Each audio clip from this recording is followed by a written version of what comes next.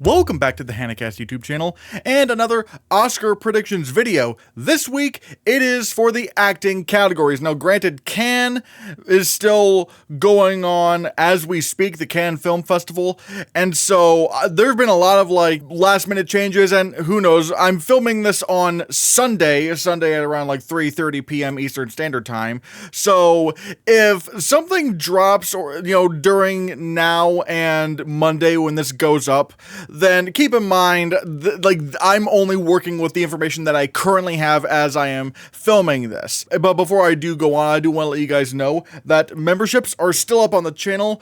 For $2 a month, you can get, badges, emojis, extra videos, and I'm especially going to be doing that with some of the Cannes responses. I'm going to be doing a couple actually here in a bit, talking about the, best animated feature race and how that's now screwed up due to Marcel Pagnol underperforming critically, and also just the state of where things are at Cannes, because it seems kind of empty right now. So, and also we got weekly members only live streams, so consider becoming a member. It really means a lot.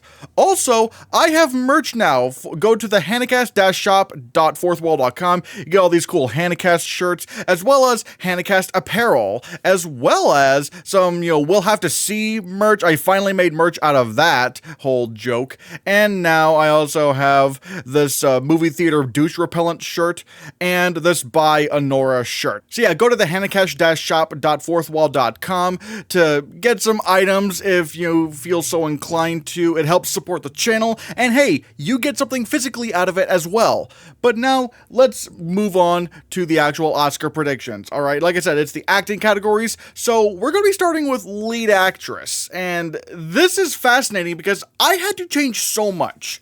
Alright, I'm trying to remember what I did have on the list, or what I didn't have on the list, because I actually did have to change it just now.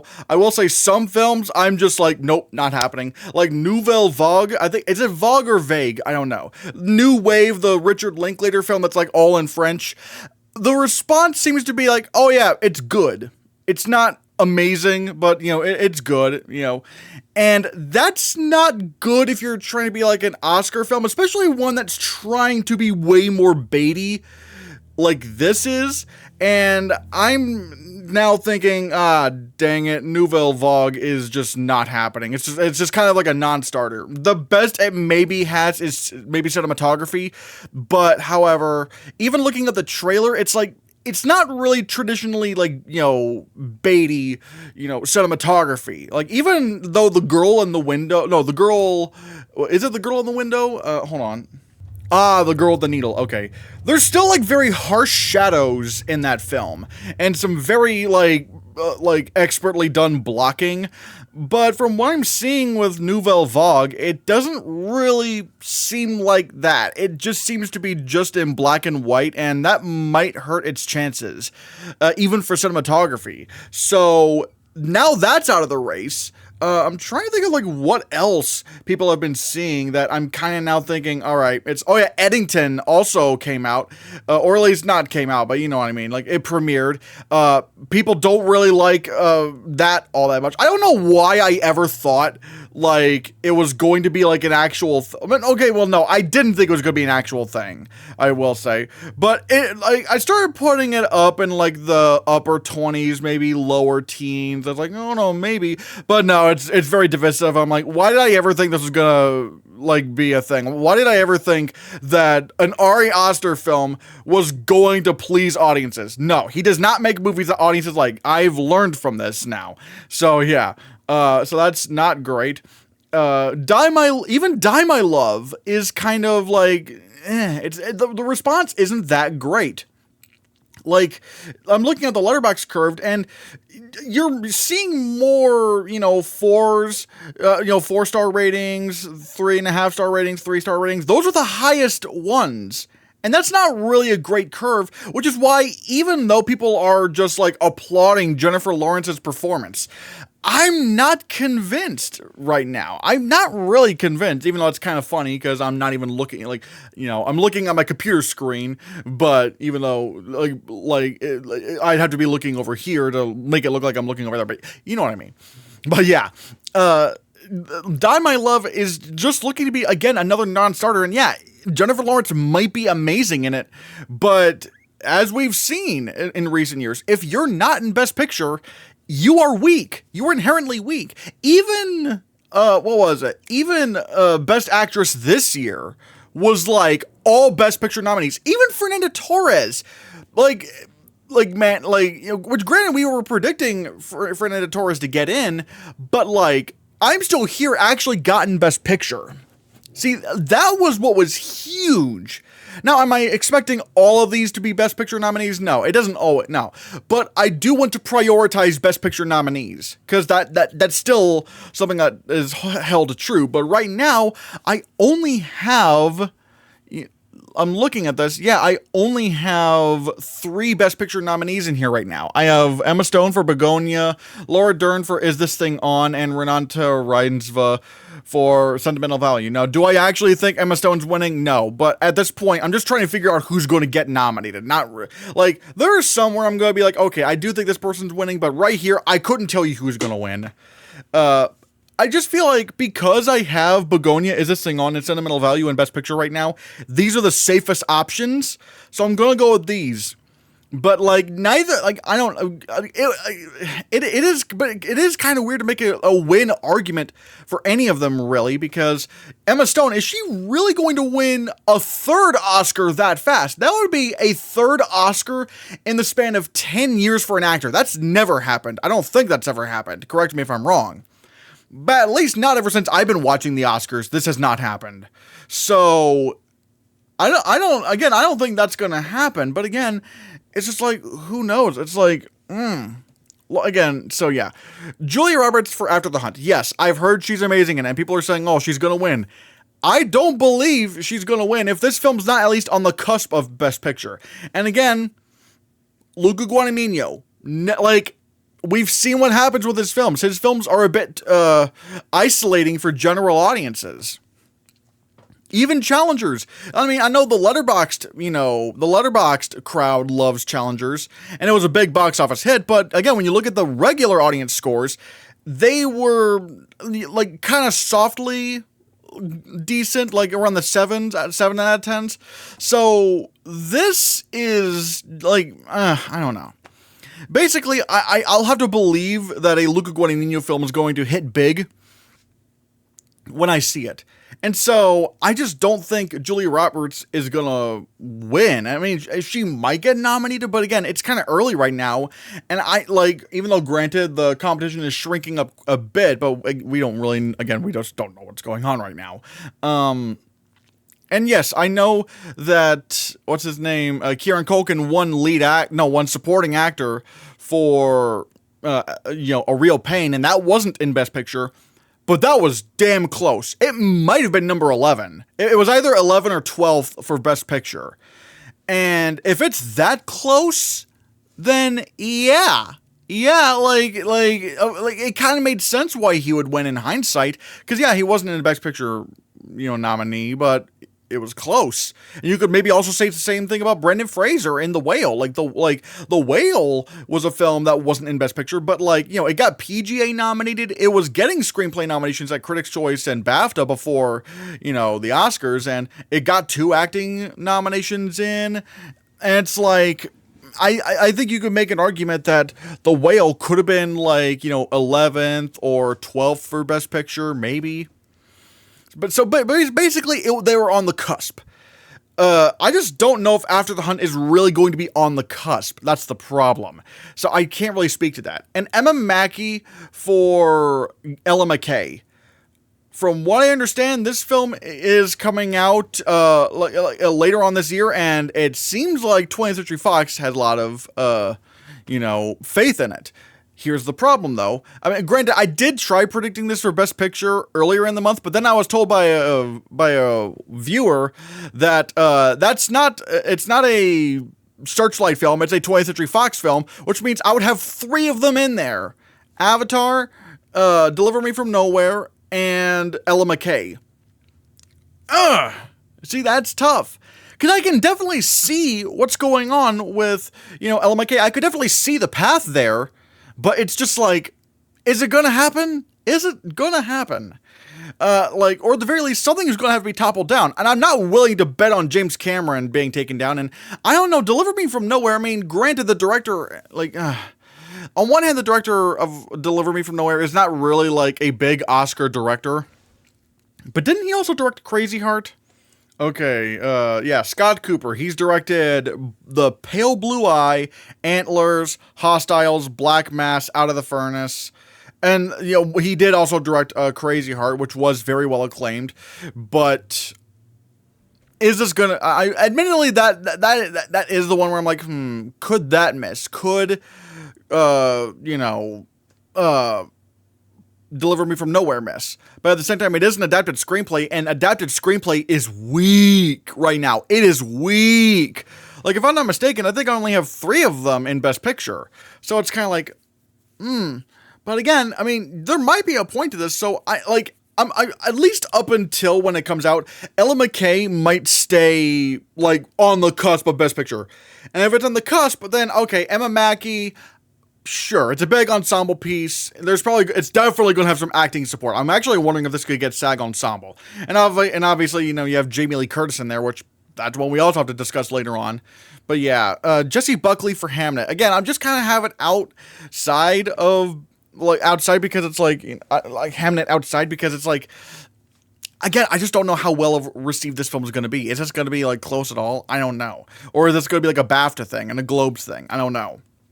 And then we get to Jennifer Lawrence for Die My Love. Again, as I said before, the ratings have come in for Die My Love, but it's not like they're not amazing. They're not. I mean, even those that are saying, oh yeah, it's like Lynn Ramsey's best work. They're not. They're not calling it like one of the best films of the year. So it's like, And again, if the film's not really all that in, boop, like it kind of just like everything kind of comes crashing down. So Amanda Seyfried for Ann Lee. Again, maybe the film hasn't, we don't really know anything, or at least we don't know about the response for this film yet. Cynthia Erivo for Wicked for Good. Again, you're going to see, again, like I keep saying, you're going to see Wicked outside of Best Picture because, again, I've just been like, I just keep hearing from people that the second act of Wicked has some big problems and that it's not that good. And I know some people are saying, well, it's because it doesn't have as much show-stopping numbers. No, I've heard people say that the show is mid. It's not that good. And I don't think, adding songs is going to fix the story. I mean, the songs didn't fix the stories of like Cats and Dear Evan Hansen. No, it didn't really solve anything. It's just like, oh, let's just add a couple of songs to get Oscar nominations. And it's like, that just might be the case for Wicked for Good. And look, I love Wicked. And before anyone tries to say that I'm like a Wicked hater, Wicked was like one of the best films I saw last year. Like, it was fantastic. And if it won Best Picture, hey, I'd be happy. I'd be happier if it won than Nora, but I have to like read what people who have seen the Wicked stage show have seen, especially the people that I know that are theater nerds, and they say the second act of Wicked is not that good, and that it probably makes sense as to why they split it up into the good half and then the bad half. Because now with the second act, it could like just exfoliate any issues that you would have seen in the first Wicked would just be exfoliated in the second film. So I need to be careful on that. Sydney Sweeney for the Christy Martin biopic. Again, I don't know if this is really going to go anywhere. Maybe SAG. I mean, SAG kind of likes the biopics and stuff. But I need to see this if this is actually going to be like a big contender. Jessica Lange for Long Day's Journey into Night. I did put her higher because the competition is really thinning out, especially post-Cannes. No, technically it's not post-Cannes, but you know what I mean. And it's like, damn, it's just rough. It's really rough out there. So if the competition's very weak, maybe we could see this happen. Maybe. Rebecca Ferguson for the Catherine Bigelow political thriller. Again, this just depends on how strong the film is overall.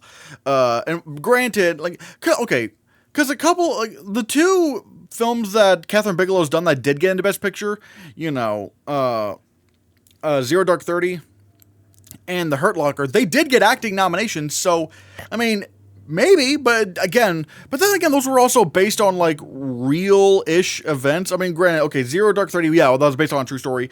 And if I'm not mistaken, I think the Hurt Locker isn't necessarily based on a true story, but it's based on like how war kind of actually does go, and or how war happens and stuff. Or like, I'm probably bad at explaining it, but you know what I mean. Whereas this one is like very much kind of like fictional. So it's like, again, we'll have to see. Margot Robbie, A Big, Bold, Beautiful Journey. I've heard people tell me that this film is actually like more crazy than I'm thinking. That it's not just a road trip movie. It could actually be like a big spectacle. I'm like, what? I mean, then again, I guess that would make sense. Why? Like, actually, wait, no. Would it make sense? I don't know. I don't know what's going on with this movie. I need to see a trailer for this to see what that movie's actually all about.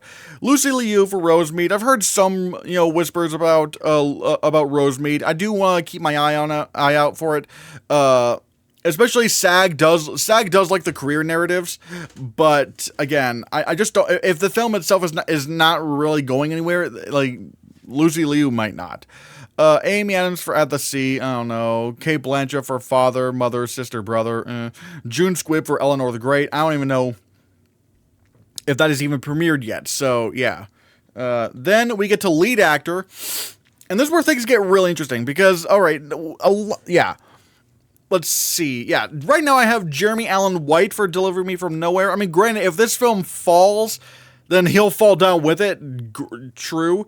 But he's kind of the best thing I got right now. If not him, then maybe Matthew McConaughey for The Rivals of Amziah King. I mean, he hasn't been nominated for an Oscar since, Dallas Buyers Club. And, I mean, hey, if this movie's very, very strong, I mean, it does have some big nomination potential, especially if it's like a musical. So I'm kind of wondering to see what happens with him, if he could maybe end up winning. Or maybe even George Clooney for Jay Kelly. I've heard some very, very good things about Jay Kelly. And obviously, we have to, take that seriously. And George Clooney, I mean, that just kind of makes sense. And then there's Michael B. Jordan for Sinners. Sorry. I'm very fascinated by this. I'm very fascinated because I've heard some people were saying that, Michael B. Jordan, I mean, I don't know if he does enough to get nominated. I finally did see Sinners, and I gotta say, I could see it happen. I could see it. He actually does do quite a bit. Like, he does play these two characters in a way where they do feel different, but they don't feel like cartoons. He actually is doing a lot in this movie, and I could see a nomination for him coming. Now, again, if he's him winning, that would be interesting to see. Again, it's not too crazy out of the picture, but that would mean like Sinners is it would have to be like a bigger Oscar juggernaut than even Oppenheimer, which granted, I'm currently predicting it to win more Oscars than Oppenheimer, but that's because I don't really know what else could win some of these categories. So yeah, but right now, I mean, Michael B. Jordan, I think he does do enough to get nominated. I could see it. It is very showy. I mean, SAG's gonna love Sinners. They're gonna nominate him. Critics' Choice and, Golden Globe, maybe. I guess you could say it depends on BAFTA, but even if he got snubbed at BAFTA, I think that would show that maybe Sinners might not win Best Picture. Because again, like what I've been saying about Sinners when it comes to BAFTA is that Sinners does not have to be nominated for a lot of stuff at BAFTA for it to be like to win big at the Oscars. It just needs to be nominated for a bunch of stuff. Like, even though Anora and Everything Everywhere All at Once did not perform very well at BAFTA in terms of wins, the nomination tally was still pretty big for those films. Like, I think Everything Everywhere still got like 10 nominations, and what was it? I think, Anora still got every nomination it got at the Oscars, except it got an added casting category nomination. So that is something to think about. So it's like, if Michael B. Jordan really does get nominated at the BAFTAs, oh wow, Sinners is gonna be huge. It's going to be huge at the Oscars. Oh my God. And then there's the last slot. And granted, there are a few actors that could contend for this nomination. maybe right now go with Jesse Plemons for Bugonia, but again, we don't know, we don't even have a picture of this film. That's the problem. It's kind of hard to go off of, to do Oscar nominations going off of absolutely nothing. I mean, there is a film called Save the Green Planet, sure, but knowing Yorgos Lanthimos, it's probably going to be very visually different than Save the Green Planet. So I really need to see, but again, with Bugonia, it's like, or with Yorgos Lanthimos films in general, they are huge acting players. But I guess it just depends on if this film is big enough. Right now, I will say Bugonia is going to be like an Oscar player, but let's see. If it is, Jesse Plemons could get nominated. But then at the same time, there is also Will Arnett for Is This Thing On? I did slot this back into Best Picture, because I think it is Searchlight, and Bradley Cooper's directing, and I don't know. I'm hearing, like, when I read the plot, I was like, this doesn't really seem like that too crazy of a Best Picture nomination, if it's more like, of a kind of dramedy character study. So, like, I'd be willing to say, like, hey, that could get in. And if that's in, Will Arnett could definitely contend, although he's never been nominated and really has never really done a film like this that could get him a nomination. So this is very interesting to see what could happen here. And then there's Daniel Day-Lewis for Anemone, and which this does have a release date. I think it's coming out in October, I believe. I believe it's coming out in October. And so I'm very fascinated by this. Is Daniel Day-Lewis actually going to get nominated? I mean, granted, he is coming out of retirement and he is the greatest actor ever. This is fascinating. I'm not going to say absolutely not. I think it's more so I want to see a trailer. If I could see a trailer and I could get a sense of what this movie's like, then I think he could get in without the film even being in Best Picture. That could happen. And Dwayne Johnson for The Smashing Machine. We did get a trailer for this. The movie doesn't look as weird as I thought it would be. Like, people were saying, oh man, this movie's going to be too weird for the Oscars. And it's like, it doesn't look that weird. I mean, is it because it's like UFC fighting and it's like a lot more brutal than boxing? I don't know. But Dwayne Johnson still is doing a lot. And again, I could see a SAG nomination coming. Maybe Golden Globe. It depends on how strong the category is. I mean, Jay Kelly might be a comedy. And I don't know. Would The Rivals of Anxiety King be musical or would it be comedy? I'm very sure Even Sinners would still be drama. Deliver Me From Nowhere, that's going to be drama. So it's like, I don't know, maybe Dwayne Johnson. And then there's also Leonardo DiCaprio for One Battle After Another. I don't know. I'm very torn on this film because I know it's not going to make a lot of money. It's not going to make a lot of money.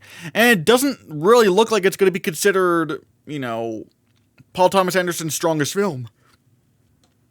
And so, yeah, because this film's kind of on the bubble, Leo could be on the bubble. I mean, even Killers of the Flower Moon, even though that film was like squarely in Best Picture, Leo still struggled to get that nomination and he ultimately didn't get nominated. So he might not be on a, nomination streak right here. Brendan Fraser for Rental Family. I'm very curious to see how well this does at like TIFF, because this is definitely a TIFF movie. It's absolutely a TIFF movie, and like maybe it could get in the heartstrings of people. But I really want to. This is the kind of film where like a lot of these films are the ones where I really want to see like a trailer to like really gauge what kind of film these are gonna be. Timothée Chalamet for Marty Supreme. Granted, I have him very low, but I really, really do think people are overestimating Marty Supreme. It feels like A24 is overcompensating with this budget, and this cast is just kind of weird. I don't know. I don't think I just don't think Marty Supreme is going to be it. I really don't. It just sounds very odd to me. But again, I'm not going to say absolutely not, because who knows?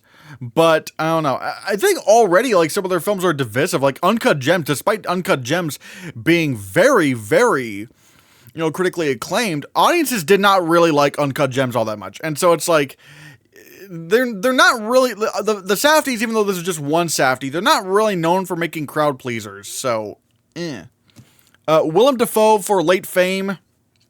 I don't know. Again, I feel like I need to see a trailer for this. It's just like, I don't know anything about the director. I don't know anything about like a lot of what's going on in this film. It's just kind of like, it just seems like it might just be nothing. Colin Farrell for the Ballad of a Small Player. Again, it's interesting. It is Edward Berger. So I do want to take it somewhat seriously, but again, is it going to happen? I don't know. That's the problem. It's like it is about, gambling addictions, which is kind of like not really what Edward Berger does. But again, if I see a trailer and it kind of does still feel like that traditional Edward Berger flair, then I probably would maybe start taking it more seriously. So we'll have to see what you can buy at the Hannahcast shop.fourthwall.com as a shirt or a hoodie or a sweatshirt or a mug. Wait, no, not a mug. It was a hat. Yeah. So yeah, an embroidered hat, I should say. Paul Mescal for The History of Sound and Paul Mescal for Hamnet. Again, it depends on which film is stronger. Like The History of Sound, we should be hearing from that in a couple days or so. So I do want to keep my eye out for that, so we'll see. Lee Byung-hun for No Other Choice. Again, I do want to look out, but again, I just don't know if this is going to be that kind of film. So we'll have to see. And again, it's not it's going to be premiering later in the year, so I'm not. Again, there's still so many questions. Oscar Isaac for Frankenstein. Even if this got nominated for Best Picture, I just don't know if he would come along with it. I feel like it would be a tech player only. So I don't know about that. Idris Elba for the Catherine Bigelow film. Again, I just have no idea what kind of film she's trying to go for right now. Matthew McConaughey for The Lost Bus. I feel like everything's going to be put on him for The Rivals of Mziah King. Paul Bettany for The Collaboration. This movie seems to be kind of like a myth. So it doesn't really seem to exist, so I don't know. Daniel Craig for Wake Up Dead Man and Knives Out Mystery. I mean, obviously the Golden Globe comedy nomination's coming for him. But I don't expect this to be like a big Oscar player outside of screenplay. But again, who knows? Ed Harris for A Long Day's Journey into Night. I don't know. Colin Farrell for A Big Bold Beautiful Journey and Tonatia for Kiss of the Spider-Woman. I do want to look out for Kiss of the Spider-Woman. I do want to see if it does play later in the year. Because if it plays later in the year, then maybe something could happen. I don't know. Maybe it has a better. Again, I've always said this. It just always felt weird that Kiss of the Spider-Woman would premiere at Sundance and not at a fall fest. It just sounds very odd to me. So I do want to keep my eye out for that and see if it does anything later in the season. All right, supporting actress. Again, I kind of have to go off of some hunches. Angelina Lookingglass for The Rivals of Mziah King. I've heard that she's a standout, so I'll take their word for it. Riley Q for Jay Kelly and Laura Dern for Jay Kelly. I think Riley actually helped write the screenplay for Jay Kelly, so she might have a big role in this. And Laura Dern, granted, I've not seen any set photos for Laura Dern, so I'm not sure how big of a role she has. But I'm going to assume, but again, we'll have to see. We'll have to see. Elle Fanning for Sentimental Value. I have this in for Best Picture, so might as well at the moment. And then Wunmi Mosaku for Sinners. If I mispronounce that, I am so sorry. But watching Sinners, I'm like, I feel like she could get nominated. I actually do. She does do quite a bit in the film. I mean, she doesn't have a big monologue, but she is kind of like the emotional anchor of the film. So I honestly could see that happen. Now, granted, there is also Haley Steinfeld, and she does have a few moments. And granted, she is also a vampire, so she has a lot of fun with that role. But however, it really depends. So yeah, I don't know. I mean, I don't know if Haley Steinfeld's gonna be the Jamie Lee Curtis of them all. Where Jamie Lee Curtis kind of pulled in some of the crowd for Everything Ever All at Once, the voters. But I don't know if Haley Steinfeld's like that. I don't know, but I'm not saying she's not deserving of a nomination, but it's I don't know if she, I don't know. I just don't know if she could if she's gonna get in. I mean, granted, I already have this movie nominated for too many Oscars. I in my Award Expert app, I have it at 15 nominations, Sinners, and I just that's already too much. I just don't know. But right now, it's this is probably the again, I want to prioritize the Best Picture nominees. So having Wunmi Mosaku in there, it's I think perhaps. Again, I don't know if at the end of the day she's going to get in. But again, with what we have right now, it's just like there's not really a lot of other alternatives outside of Best Picture. I mean, I could do Jamie Lee Curtis for Ella McKay, but like even Jamie Lee Curtis couldn't get in for The Last Showgirl. So it's like, But at the same time, you could also argue, well, The Last Showgirl was not close to Best Picture. And Ella McKay could be closer to Best Picture. True. And there is also Nyad. And I know it's weird bringing up Nyad. Like, what? You think Nyad was close to Best Picture? I kind of do. 2 acting nominations, along with a Writers Guild nomination for Adapted Screenplay? Like, they could have gone for Color Purple. And they didn't. They went for Nyad. So Nyad probably was top 15 for Best Picture. So it's like, I don't know. Maybe I might be feeling a little bit more like Jamie Lee Curtis, but I don't know. I mean, I guess maybe the smarter, screw it. Fuck it. I put in Jamie Lee Curtis. All right. I think it's like the best image for her. She's just kind of like, peekaboo, I'm here. Yeah, she just pokes her little head out, like, "Hey, I'm here to spoil Oscar season." Okay, I'm not gonna be mean, like, but it's just kind of funny. That's kind of like the whole thing about like now Jamie Lee Curtis being like everyone's like award season enemy is just kind of funny to me. like when she got nominated for The Last Showgirl, people were like, "No!" And it's just like, man. So yeah, I think Jamie Lee Curtis could end up like poking her head out for Ella McKay, like, hello. So it's like, so yeah, I don't know. But again, like this, one of the Sinners ladies, one of them could happen maybe, but Ella McKay, it might be close to Best Picture. It could be on the cusp for Best Picture. As long as it's on the cusp for Best Picture, then Jamie Lee Curtis could probably come along. So yeah. Then Jennifer Lopez for Kiss of the Spider-Woman. I don't know why. I think she could get a couple precursors.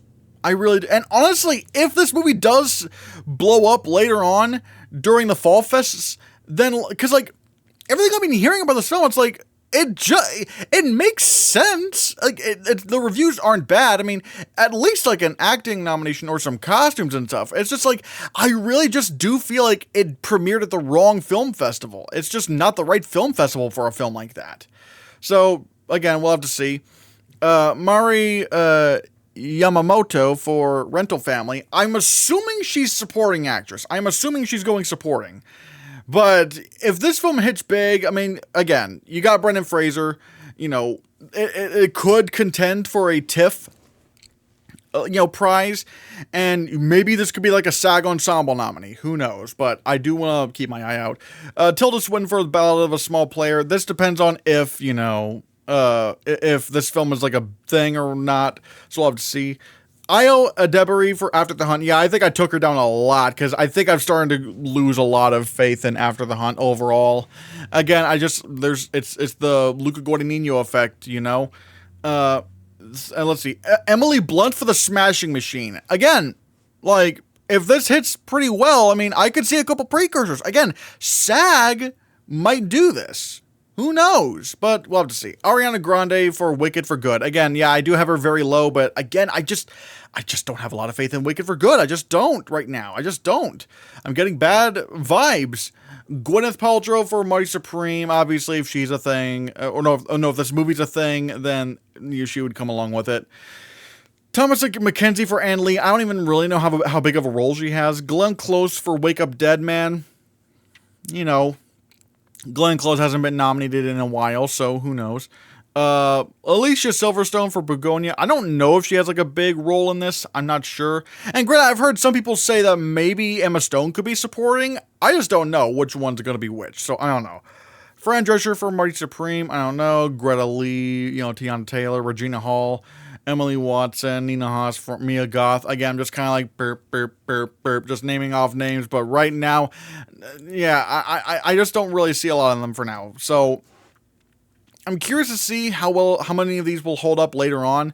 But I'm kind of going to go with these 5, I think. Supporting actor. I struggled with this. My God. All right. From what I've been hearing, Adam Sandler is like winning for Jay Kelly. He's going to win supporting actor. Which, damn. Okay. Wow. Mark Hamill for The Life of Chuck. I mean, if this film is a contender, which I still do think it will be, again, I've just been seeing people talk about the trailer, like people that aren't really like Letterboxd people or whatever, like they see the trailers and like, oh, this movie looks amazing. I'm just like, keep it. I don't think audiences are going to be disassociated from The Life of Chuck. I mean, still, we can't forget it beat out Anora at the TIFF for the TIFF Audience Award. It beat Anora. Like, damn. Wow. And now, having finally seen Sinners, who do I think is going to get nominated? Delroy Lindo or Miles Caton? I think it would easily be Miles Caton between these two. Easily. I'm just like... I know I've heard some people were saying, oh man, Delroy Lindo is like, he's nomination worthy for this. I'm like, is he? Is he really? Like, he's just kind of like a side character. I mean, like, he doesn't really do a whole lot. And I've heard him, like, people say, like, oh, he has this big emotional moment. It's like, it's not really that emotional. And I feel like Miles Caton just has more to do in this movie. He does have some big emotional moments. He does that, what was it? I Lied to You scene, which transitions into that big scene that we see later on in the film, the one that everyone's been talking about. It's like, he does play a part in that scene and why it's so magical. And it's like, I feel like he's gonna get in. And yeah, sure, no one knows about him. And I know people have been trying to compare him to, like, Clarence Macklin for Sing Sing. But look, guys, at the end of the day, Sing Sing did not get nominated for Best Picture. People did not see Sing Sing. That's why it did not perform as well as we thought it would. People just didn't want to watch it. We know people have been seeing Sinners. We know they've been seeing it. It just crossed $300 million worldwide. So, like, it's a sensation. And I feel like between these two, it's going to be Miles Caton. Like, he just does more in the film. I would be genuinely kind of shocked if Delroy Lindo came along with Best Supporting Actor, because he just doesn't do that much. I really do think it's Miles Caton. He's the fresh new talent, and he can act, he can sing. Again, he just, like, outside of, Michael B. Jordan, he does the most in the movie. So it's like, I mean, I guess you could maybe argue, whether he does the most in this movie or Wunmi Mosaku. Even that, I'd still maybe say Miles Caton, because again, he does have that I Lied to You scene. Like, so I feel like he's just the more likely option. So yeah, Stellan Skarsgård for sentimental value. If this film is a contender, he might be a contender, who knows? And Bradley Cooper for Is This Thing On? I mean, sure. There's not really a lot of other options, because there's Jeremy Strong for Deliver Me From Nowhere, but I don't know if I want to put him in, because I'm wondering if that's just like too much The Apprentice. Like, oh yeah, he got nominated for The Apprentice and now he'll get in for this. I want to back off of that a bit. I want to back off. So yeah. What else? Oh yeah, and again, I already explained why I don't think Delroy Lindo's happening. Albert Brooks for Ella McKay. If this film is a big contender, and again, the problem is a lot of these roles, I don't really know how big the characters are. Like, I don't really know how large the characters are in the story. So, I mean, Albert Brooks, I mean, if he has a big enough role, sure, but I'm kind of struggling at this point. Akira Imoto, I think he's like the grandfather. Maybe. I mean, you could, grandparents get nominated for Oscars, so, yeah. That's probably my best argument, I guess. Takehiro Hira for Rental Family. Again, if this film is like a big kind of, family ensemble, you want to take some of the supporting cast seriously. Andrew Garfield for After the Hunt. If After the Hunt is just a non-starter, he might not get nominated. Josh O'Connor for The History of Sound. I want to see where reactions go for that film. Sean Penn for One Battle After Another. Maybe. Actually, wait, no, what am I saying, maybe? I'm kind of phased out right now. But yeah, Sean Penn and Benicio del Toro, again, I just don't know how big they're going to be in the film. I mean, granted, we do have a little bit of a bigger idea, but even in the trailer, like, as everyone was saying, oh yeah, he's like, Sean Penn's the big standout, Sean Penn had one shot in one battle after another, the trailer. And even then, it was like a blink or you'll miss it thing. He wasn't even the focus of the shot. If anything, Benicio del Toro stood out more in the trailer than Sean Penn. So again, I don't know. Jacob Elordi for Frankenstein. I'm very curious to see how he plays the monster. I'm very curious about that. But again, I just don't know if Frankenstein's going to be a big thing. I mean, the Oscars already have like a big horror film with Sinners, and that's an original film. Are they really going to do a remake, though? I don't know. Jonathan Bailey for Wicked. I've heard that his character is bigger in the second half than the first half, but again, if this film's not a Best Picture film, I don't want to predict him, so I don't know. Al Pacino for In the Hand of Dante and Gerard Butler for In the Hand of Dante. I don't really know. Jeremy Pope for the collaboration. Again, this film doesn't exist, so I don't know. Tyler, the Creator for Marty Supreme. I've heard people say that he stands out, but I'm just like, I just don't know about this film, though. I just don't know. Joe Alwyn for Hamnet, Christopher Abbott for Anne Lee, Ben Foster for Long Day's Journey into Night, and Sean Bean for An Enemy. At least for An Enemy, I really, really, really, really want to see a trailer for this. I really need to see a trailer for that. And those are my acting Oscar predictions for May. Again, keep in mind, the Cannes Film Festival is still going on as we speak, so probably by the end of today, it's gonna change even more. Again, follow me on Award Expert so you can catch up to my shenanigans when predicting the Oscars. And again, you're gonna see me switch these quite a lot, probably daily, actually. And now, I want to pass the question off to you. What are your acting predictions for May, or at least this part of May? Because let's face it, your predictions are also going to change by the end of today as well. Let me know in the comments below what you think. Thank you guys so much for watching, and be sure you hit that subscribe button, because if you don't, the Cannes Film Festival will only produce more films that are mid